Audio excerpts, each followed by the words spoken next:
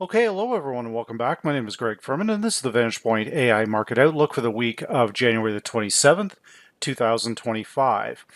Now, to get started this week, we'll begin where we always do with that very important US dollar index. Now, what we can assess here is that we have slipped below the calendar yearly opening price, which makes it our key resistance going into next week's trading, because again, this is an outlook, guys, not a recap of something that's already taken place. So 105.52 is our key level. Now for this week's presentation, I'll be using the long predicted and the T-cross long, making my own custom moving average, predicted moving average crossovers. So both of those have gone off. So we have a significant resistance starting again at about 108. 108.12. Then we have our T-cross long at 108.40, and that very important yearly opening price at 108.52. Now, the indicators remain bearish, but here is the warning that I will give you. In most cases, the dollar is strong at the end of the month into the first week of the new month. So if the dollar is going to turn around, it very likely could be on Wednesday. The event risk that you'll be dealing with is the Federal Reserve. It will be choppy. It will be contradictory. You will have all kinds of probably the Fed saying different things, but at the end of it, he will say it's all going to be data dependent. So again, be cautious of that dollar strength coming Tuesday, probably for the remainder of the week, depending again on what his position is this time. So what does that look like for gold? Now, gold is approaching another very strong resistance area here. One of the verified zones going back into October, I think we were up around, I think just short of 2,800, 2,670 area. So we're closing a very strong week, but as you can see, we're right on that 2,790, 2,800 mark. If the dollar does turn on the Fed, or the Fed indicates that there is not going to be any or not as many rate cuts in 2025, gold will feel the heat of that, and you're likely looking at a retracement. So watch the long predicted 2741, but I believe 2700 is possible in the days and weeks ahead. So keep an eye out for that. The indicators right now, again, they do remain bullish, but a little overextended. That doesn't mean it can't move higher. I think the biggest detriment to gold will be the Fed. So we'll see what he does. But for now, it does still remain bullish. But again, if you're going into a period of known dollar strength, that probably next week is not the week to buy gold, only in my respectful opinion. Now, when we look at oil prices, again, oil taking a hard turn back down after it's hit the monthly projected targets here. Very, very close to the 80 mark, and then you can see we're failing, but now we're getting all tangled up in the T-cross long. To be clear, oil remains bullish on the calendar year, well above 70.92. This is a tool that most people don't use.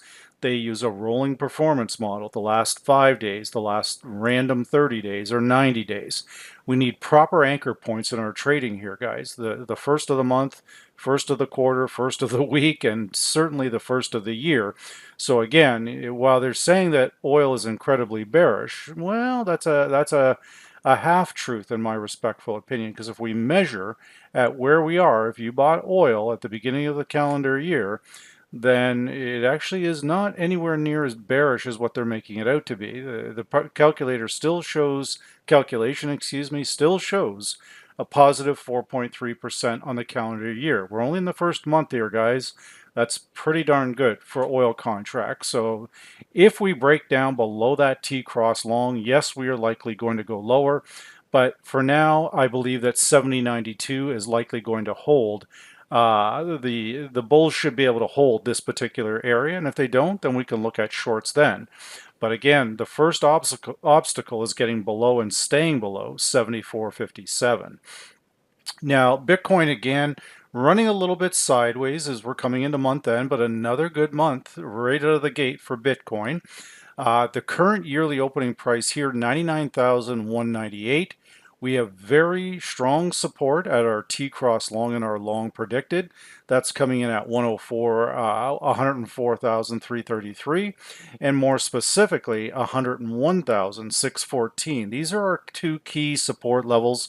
Again, this is the long predicted, the T-cross long. So this is a makeshift crossover that I use. But what I really want from these two areas is that pivot point to tell me if it's going to hold. So we did come down and test it on Wednesday, hit it, and it bounced back up. But right now, as long as we're staying again above 93,804, Bitcoin remains a buy on a dip, guys. And we've already hit it a couple of times in this choppiness at the beginning of the month, but it was very clear that Bitcoin was and is going higher. So again, look for that opportunity to buy on a dip. Now, the equity markets here have got a bit of a mixed bag here. It does look quite bullish as we're coming into this the verified resistance zones on the SPYs and on the S&P 500. And again, same trade, but once again, guys, we don't want to measure performance in random locations, random 30 days, random 5 days. No, no, no. We need to know exactly, particularly in the first quarter of the year, are we above the quarterly and yearly opening price? The answer is yes, we are. The problem I'm seeing here is the VP predictive indicators, the predicted differences, and even the predicted RSI are starting to warn me that, wait a minute, this trend may not be as strong as what it looks. We've got pretty good numbers here still, but that neural index strength you can see is starting to push down. The neural index itself is green. However, again, that neural index strength is saying we're losing momentum.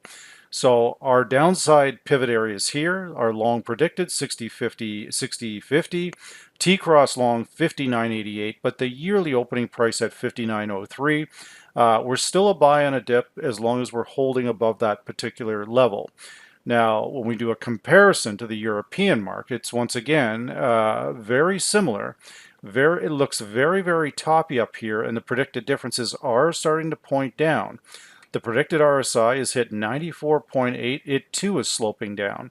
But for both the DAX and the S&P 500, the VIX is what I think you want to keep your eye on. Right now, you can, hopefully you guys can see this okay. I do my best to put 1080 up here. It keeps coming up at 720. I can't help it, the resolution. But 720 resolution on the screen is very good. But either way, the pink line is crossing over the blue line, and that is warning that the VIX could be getting ready to turn higher. So we are negative on the year, 1771, staggered resistance from 1685 to 1731. But again, this could be just a reversal signal saying the VIX is going to go up towards back and retrace back to these levels. That would be perfectly normal at this time of year, because again, with that known period of dollar strength at the end of the month into the first week of the new month. So be a little bit cautious with any of the global indices this week, because there could be a corrective move, not necessarily a trend reversal. This VIX would have to clearly break through that 1771 area, and that's going to be a tall order based around the Fed and everything else. But we'll monitor, just keep a very close eye. If that VIX starts moving up, then be careful with your stock trades. Now, when we look at some of our main Forex pairs, the euro has broken out to the upside this past week, a very nice move off the Monday trading bar, and as you can see, we're pushing higher. So I don't think the euro is out of the woods here yet, especially going into Fed week. So our yearly opening price 103.57, but the key Vantage Point support levels are above that, 104.13, 103.36. So I'm going to need a breakdown below 103.57 before I start shorting this, guys. Now, you may have a trade up here at these verified zones, but it will be data dependent what the Fed is going to do, if he even has a plan, which sometimes I really don't think he does. So we'll listen to what he has to say. But again, I don't believe he has a lot of these economic factors correct, more specifically those labor reports. So we'll see what he does, but for now, the euro does remain somewhat bullish while we're holding above 103.57. That is your key pivot area, and our T-cross long is just above that at 103.76. The U.S. Swiss franc, if the dollar is going to turn around, then we would potentially see if on Tuesday and Wednesday, if we're back up again, the current quarterly opening price, 90.63, which is the same as the yearly and the monthly, obviously, at this first week or the first month of the new year. But 90.63 is where all the battle lines are going to be drawn next week. If we're holding below this by the latter part of the week, then the dollar's in trouble. But if we're back up above 90.63, then longs are back on this pair for at least another week and a half. Now, the indicators again are also, you can see the predicted differences are starting to run sideways. If that pink line crosses the blue line, then the continuation of the uptrend is what we would be looking at. But my optimism on that from a medium to longer term perspective remains heavily guarded. The pound dollar going into next week's trading. The pound had a very nice break on Friday, but as you can see, it's stalled right on 125.13, the calendar yearly opening price. This is again demonstrating the power of this tool, that this trend, while all the technical indicators look very bullish here, it actually may not be. And again, I've seen some of the more nefarious players set things up like this prior to going into the first week of the new trading month or into the very last few days of the trading month. And it's a bit of a manipulation in my view. So be careful around this 125.13. We need to be holding above this by mid to latter part of the week. If we can't break above this and stay above this level, we've got a problem. Another thing I will forewarn everybody of is Monday trading. If you get a big break above the yearly opening price, you need to stay above that on Tuesday and Wednesday. Just remember that, guys. They're going to try and fake you out, and I think I can see what they're up to. Just be very cautious. The indicators are bullish, but again, that could turn very quickly if there's real dollar demand. Now, the dollar yen, in my respectful opinion only, I've already set off the alarm bells with the carry trade this year. The dollar yen it does look quite bearish. Our yearly opening price here is going to come in at 157.28. Make sure all stops are above that area, guys. Don't get stopped out between where the price is now and the current yearly opening price. We may come right up to that, hit it, and fail again. A lot of chatter about the Bank of Japan hiking. I believe they will.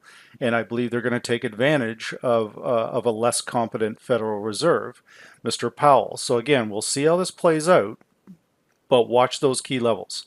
All the VP key levels, 156.16, 156.41. Then our yearly and quarterly opening prices at 157.28. These are the key levels that you want to watch, guys.